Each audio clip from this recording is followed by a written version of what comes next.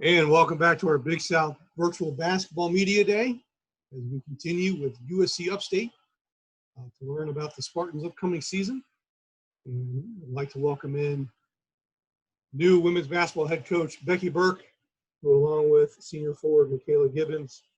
Coach Burke, good afternoon. Great to see you again. Good to see you. Thanks for having us. No, we're excited. Let's go ahead and start with you. Got the job during a pandemic. So that's the first question is how all that went. And now with preseason underway, how that's been getting your squad ready for the transition to a new coach and staff as well as the new season. Yeah, it's always interesting when you take a new job. And I think adding the pandemic on top of that has been quite the challenge. But it's been fun. We've just embraced it and taken it day by day, and the excitement of getting here and getting our players back on campus was just so high. Our staff was ready to meet everybody, and this preseason's gone really well.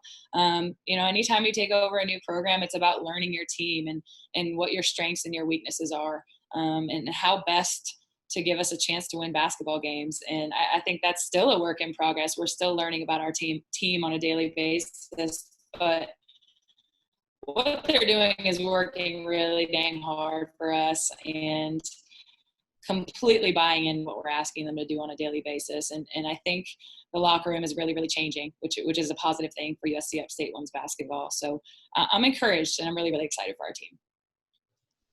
Well, thank you, Coach, and let's welcome in Mckayla Gibbons, senior forward. It's great to see you from your perspective as a senior, dealing with this preseason, a little differently with the transition of the new staff. How's it going for you and the team as you prepare for the upcoming season? It's going really well, actually. The team, we have a lot of new faces coming in, so we're trying to work together, build that chemistry. Practice has been going really good. We're working really hard. We're adjusting to Coach's playing style, and she's also adjusting to the team as well and building relationships. So right now we're doing really well, and I'm really excited for what we have in store. Thank you, Mckayla. We'll start taking questions for you both. To ask a question, please enter our Zoom chat. Just put your name in there, and we'll get the questions in order that they come in. And we'll start with Brock Bowling with questions. Go ahead, Brock.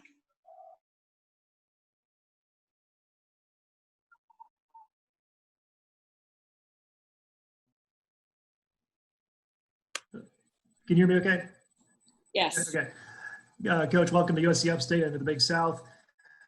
As you take over this program and try to rebuild some things, as its new leader, what has been your message to your team as you dive in here, and what vision do you have for this program in the short term and in the long term?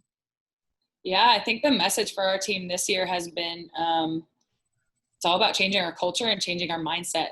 And, we have a lot of players in that locker room that haven't necessarily seen a ton of success. And it's about every day the process of taking them there and showing them what it takes to win and how to act like a winner every single day. And so when they have small successes, we try to celebrate those things. When we figure out a drill, or when we finally, perfected something in practice, celebrating those little victories, making sure that we're always on time, making sure that, we're dressed the same way in the weight room, we tuck our shirts in.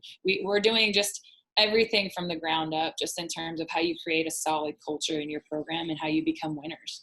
I'm really excited about the way that they've bought into that, their mindsets, where they're at mentally right now in terms of wanting to win and believing that they can. It is a million miles from where we started, 3-4 months ago. So it's been really encouraging. And I think for the short term, we've got a locker room full of players that are buying in and believing right now. And I'm so excited about that because we have talent in that locker room. We really do.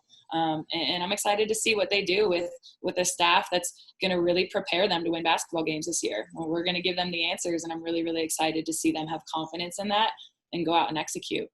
So for the short term, I'm excited for this team this year. And, for the long term, man, we're coming up on signing day here this week, and we're just very ecstatic about the future as well. I can't say enough about the job my staff has done in recruiting, specifically for next year's class, and we'll continue to do that moving forward. And what did you find most attractive about the USC Upstate job? Yeah, I really think that all the resources are here in order for us to be successful in the Big South. And when I came on campus, during my interview, I viewed it as I was being recruited. If I'm a recruit walking on campus right now with my parents, with my coach, whoever I come to campus with, is this somewhere that I could see myself playing? And is this somewhere that I could see myself being successful as a student and as an athlete? And the answer to that was yes. We've got an absolutely incredible administration. I've got an absolutely incredible athletic director who believes in me and who is incredible enough to give me this opportunity. And he's been nothing but supportive and just really, really encouraging this whole way. So when you have that kind of support, when you do have the resources, the sky's the limit, I think, here at Upstate, and I'm really excited about it. Thank you. Thanks, Brock. The next questions are from Brendan Boylan. Go ahead, Brendan. Hey, Coach, congrats on the position. I know it's probably the oddest time to take a new job, considering the pandemic, but what can fans and us in the media expect in terms of playing style from you and your team? I think fans, you guys in the media, I think opposing teams and coaches, you're going to see a totally different USC Upstate team. And I think you could probably ask Mckayla that and she'd have the same answer for you, but just a totally different team with a different mentality and mindset and a different edge about them and a confidence about them, because I see that every day. And I think you can really expect to see a defensive-minded basketball team who pays attention to details, who executes, and who's very coachable. And that's who we're becoming every single day. So I'm excited for people to just see the difference in what our team looks like this year versus what it may have looked like in the past. And you're going to see a team that battles for 40 minutes, 40 full minutes from tip-off to final buzzer. So that's what you're going to see with us. We're going to play really hard. We're going to give it everything we got. And if you had to pick one word to describe you as a coach and what you hope to see out of this team this year, what would that word be? Probably toughness. I hope to see some toughness out of my squad, and we do toughness drills every day, every hour of practice. I mean, that's been the theme. We got to be the toughest team on the floor every night, the toughest team, because we can control that. Thanks, Coach. Thanks, Brendan. We'll go back to Brock, who has a question from Mckayla. Hey, Mckayla, good to see you. In terms of playing for Coach Berg so far this preseason, what's it been like getting used to a new system and a new voice in charge, and how do you feel about playing here in your senior season? It's been pretty good adjusting to Coach Berg. I feel like it's a lot different than what I've been used to, but a lot of learning. There's been a lot of learning blocks that we've had to overcome, and I think that she, like, every time we go into practice, she's always bringing energy. She's always walking in confidence, and that just really has an effect on the whole team. So yeah, I think it's gonna be really good. So yeah. And then senior year, what's that like for you, knowing that you have one more year to try and compete for a Big South title? Yeah, like she said, we're gonna be unrecognizable. So we're working towards that, and I think this year is going to be a lot different. Thank you. Thanks, Brock. Mckayla, I'll jump in here. Coach Berg's playing days at Louisville, playing in a national championship game. How many questions about that collegiate experience have you and the squad, approached her with? I'm sorry, can you repeat that? No, I was going to say, with Coach Berg's playing career at Louisville, she played in the national championship game. How many questions of her experience in college have you and or the team brought to her just to learn more about what she did and of the experiences she had as a collegian? Well, just the other day in the locker room, I confronted her, and I was just looking up her stats, just randomly. She walked in, she was like, check this out, and we pulled up the YouTube and did some watched some film on her, and so it's cool to see where she come from and the level that she's playing at, and she's trying to get a lot from her so far.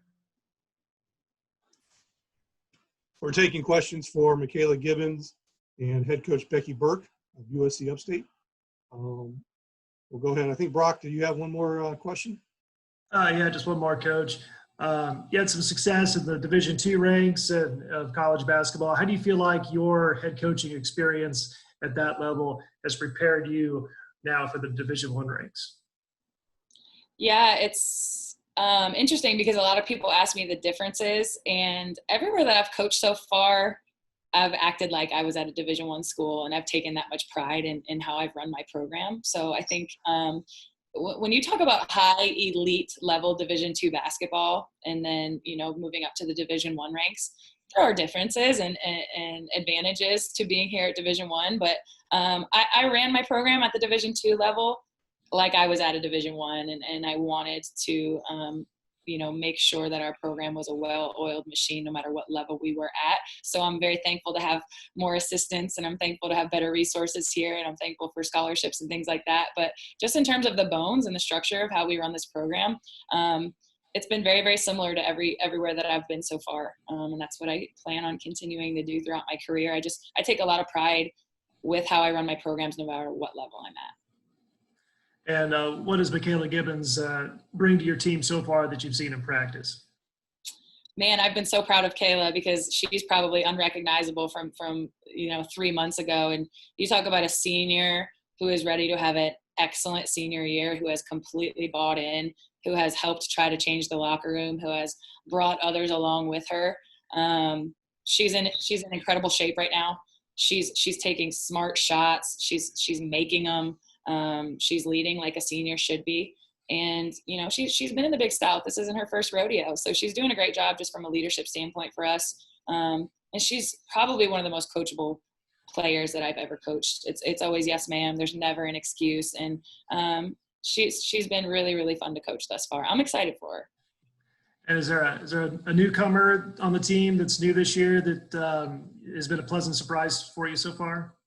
There's been a couple. And I'm going to leave it at that. I'm excited. Thank you. Thanks, Brock.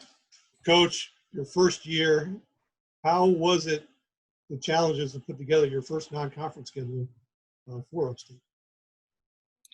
Yeah, I will say the previous staff left me with a completed schedule, which was really nice and helpful. But I think, with all the changes coming from the Big South, coming from the NCAA, we've whittled down our schedule, and it's kind of hard to call teams and say, hey, we can't play you anymore because our games are limited. We've got a great non-conference schedule. We're going to get challenged early with some big-time SEC teams. We're going to play 1 game at home versus 4 on the road. So we're going to be battle-tested on the road early, and that's what we want. That's how we like it. So, Mckayla, from your perspective, which non-conference opponent are you looking forward to seeing the most? Oh, our first game, Auburn, that'll be pretty exciting. I think we're actually getting a head start, like learning about them a little bit. So I think that'll be a really exciting game for us. All right.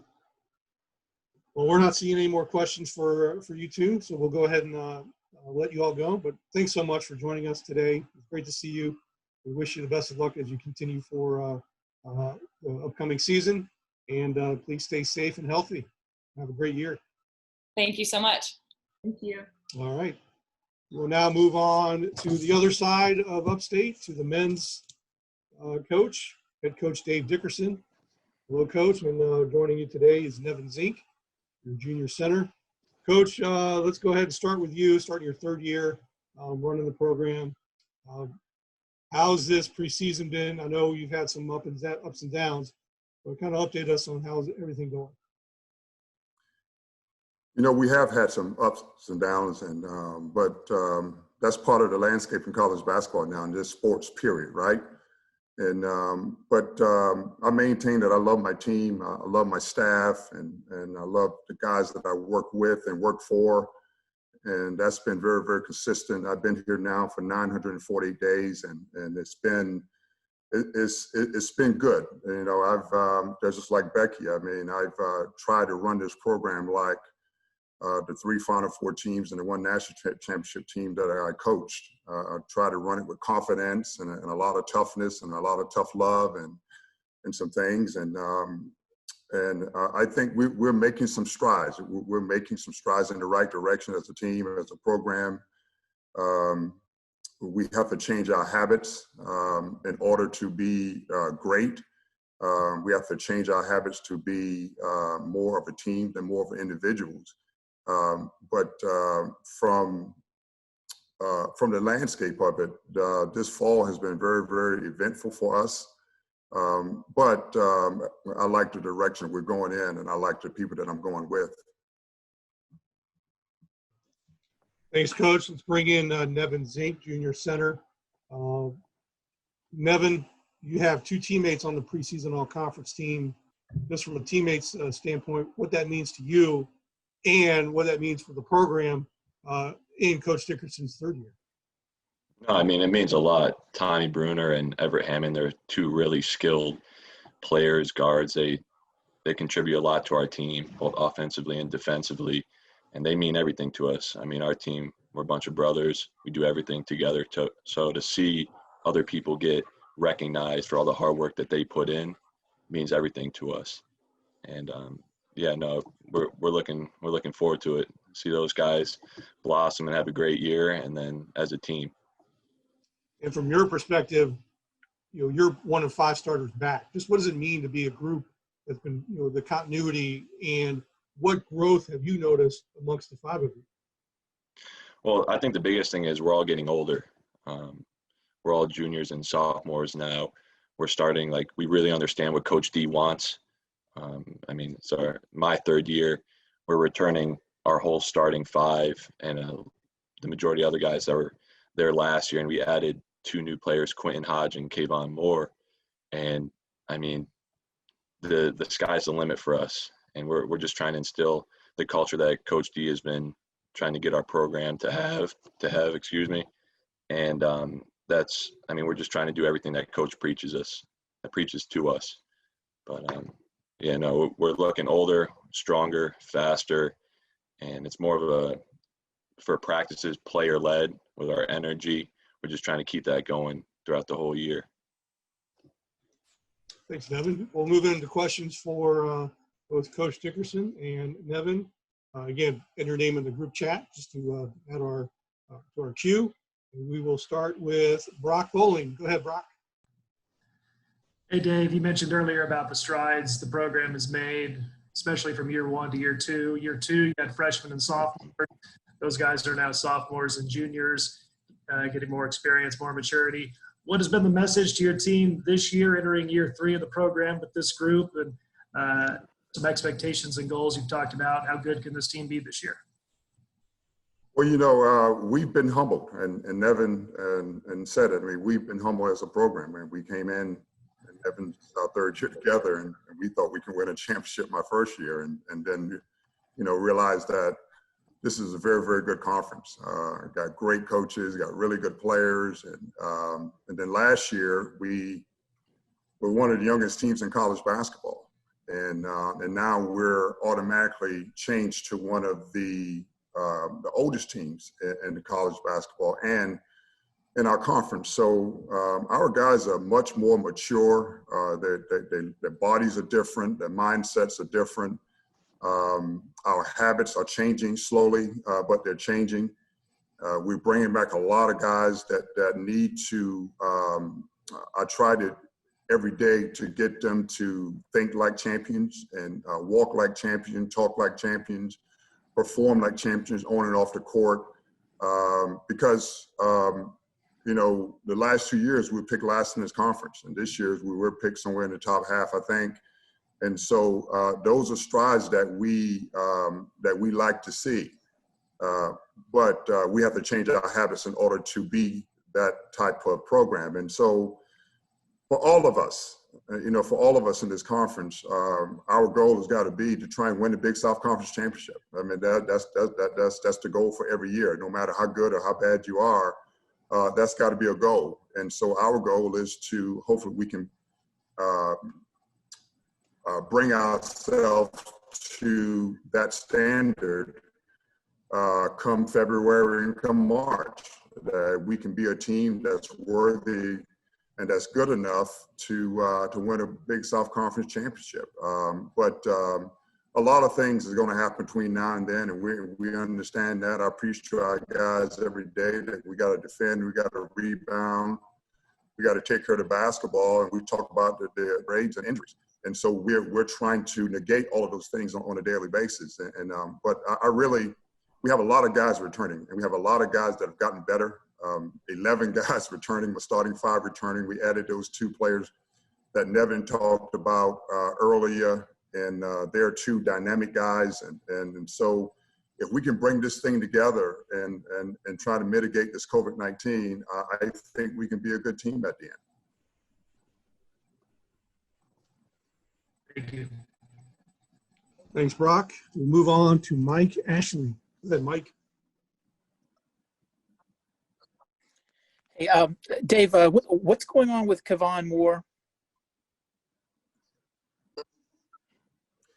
Well, he's going through the waiver process, and obviously we're trying to get a waiver for him to play right away. And when you see everybody in college basketball getting waivers right now, I'm just waiting on that next day for his to show up. And but he's still going through the waiver process. As you know, Kayvon Moore was one of the top players in college basketball in high school. And when I was at Ohio State as a sophomore and a junior, I recruited him then. He was a top 10 player in the country, top 20 player in the country, and ended up breaking his leg his senior year and fell down in the ranks a little bit. But he's transferred from Texas Tech and transferred from Clemson. So he's not a one-time transfer. So, and that kind of complicates things a little bit. But we're very, very hopeful that he can become eligible. Even though we're returning 11 really good players, and like Nevin mentioned earlier, you know, Tommy and Everett were voted all-conference players in the Big South. But even though we're returning those guys and we're returning 11 players, we still want to add good players, and he's a very, very good player.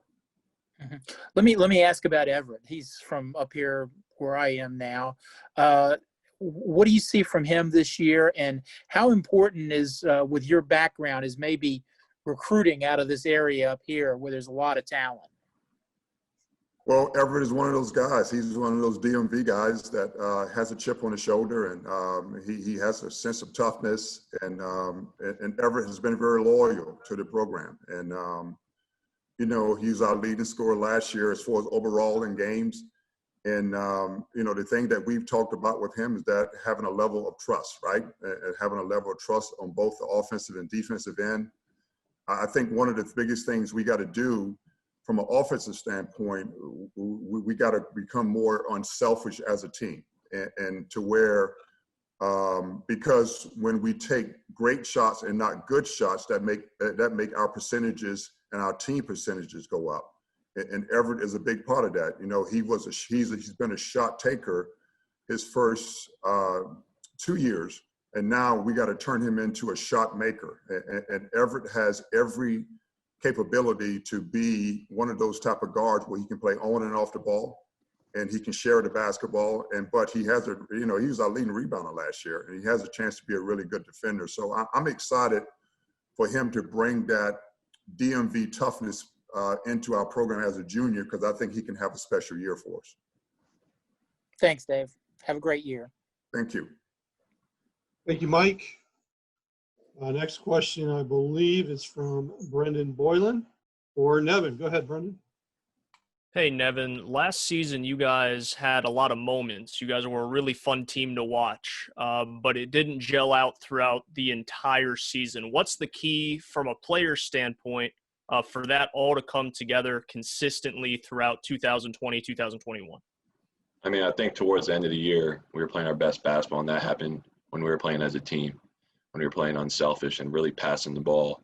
When the ball didn't stick in one spot, we were scoring. And I think what Coach really was preaching towards the end of the year is, look, we know we could score the ball. That's not an issue. But it's going to come down to defending and rebounding and taking care of the basketball. That's the 3 things he always preaches, and that's the 3 things he wants us to have ingrained in our minds while we're playing. So I think when we take care of those 3 things, that's when we're going to be playing our best basketball.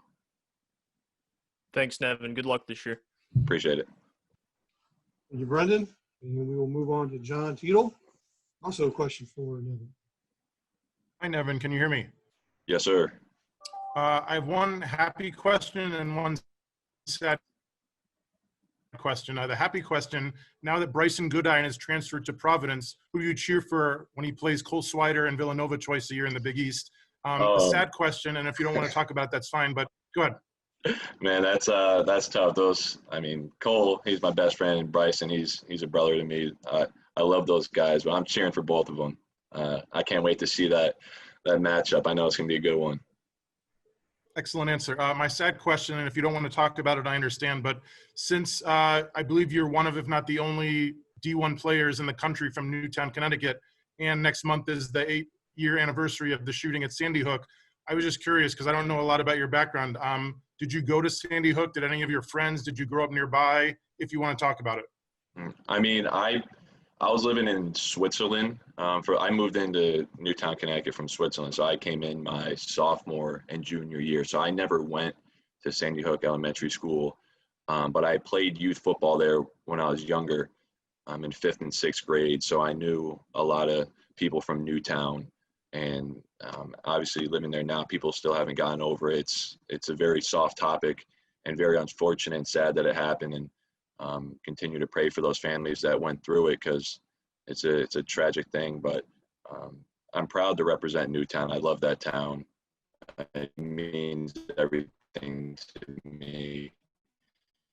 And that school, they built a brand new school. So, I mean, I can't speak on behalf of those people that went through because I wasn't there at the time. But I just know it was a tough time for a lot of people, and to see everyone going through that tough time, it was even hard from being afar when I was living in families that now, and I'll continue to represent for Newtown and Connecticut, and St. Andrews too. Can't forget about St. Andrews, my prep school in Rhode Island. Coach Hart, love that guy. Thank you, John. We'll continue with Nevin and Brock Bowling. Hey, Nevin. Coach Dickerson, over the last couple of years, has always bragged about your success in the classroom academically. If I'm not mistaken, a 4.0 student in 2+ years of college. In being a Division I student athlete, what's been the biggest key for you to be able to balance athletics with academics as well as you have? I think the time management and understanding that there's going to be a lot of late nights and early mornings to get a lot of your work done. I mean, we have all the resources in the world to succeed, and Coach D has already preached the importance of academics. And as cliche as it sounds, the ball's going to stop bouncing at some point in our life. So, I mean, I've always valued academics, and I understand that the student comes before the athlete part of it. So, with the whole coaching staff, the whole program, and like what our school preaches, I mean, they really set us up for success in the classroom. And what's your major? Business finance. Okay. Thank you. Thank you, Brock. Brian Wilmer has a question for Coach Dickerson. Go ahead, Brian. All right. Thanks, Mark. Coach, one of the consistent points of focus going back to last year, even in the Big South tournament, one of the first things that came up was consistent energy throughout all 40 minutes. This year with smaller crowds or no crowds, what focus points have you been able to put in to keep that consistent energy and consistent focus? You know, last year in the Big South tournament, it was kind of unfair. We played on a Tuesday night at 7 at our place, and we had to drive 4 hours to Radford to play in the first round of the conference tournament at 12 noon, and we were the first game. And to this day, I'm still shocked that we were the first game. It seemed as though we should have been afforded an afternoon or evening game. And so we didn't have any energy. I mean, I knew that when we got to Radford and walked through some things. We didn't have any energy. We didn't have any legs. And playing High Point at our place was such a big emotional game for us. And but you know, one of the biggest things for us is that, you know, we have a lot of guys back, and we have a lot of good players back. And so now we have to start making the adjustment of being an everyday basketball player and being an everyday good basketball player and being a good basketball team.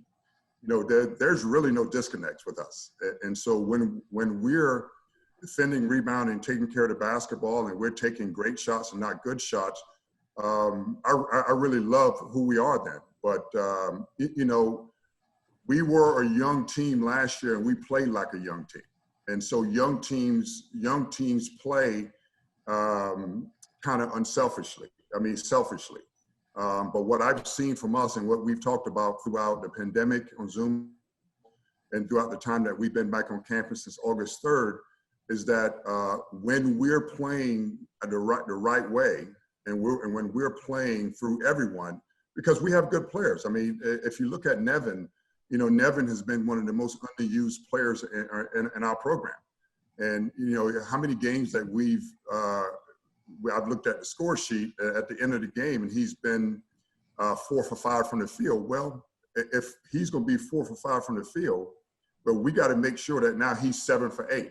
You know what I mean? So all those things where we have to be more students of the game and more students of what it takes to be a good team. And for our guys, they've done a good job. And Zach Harris, our strength and conditioning coach, has done an unbelievable job in the weight room. So that has changed our mindset as well as our strength and toughness. And Bryson Bozon has gotten stronger. And so we've made some strides, but we got to continue to make strides from a mental standpoint, because the game is so much mental. Because when you get into January, February in the Big South, and people don't understand this. I told Thad Mata this last year, that I said, pound for pound for a conference, we have some of the best coaches and the players that no one ever talk about.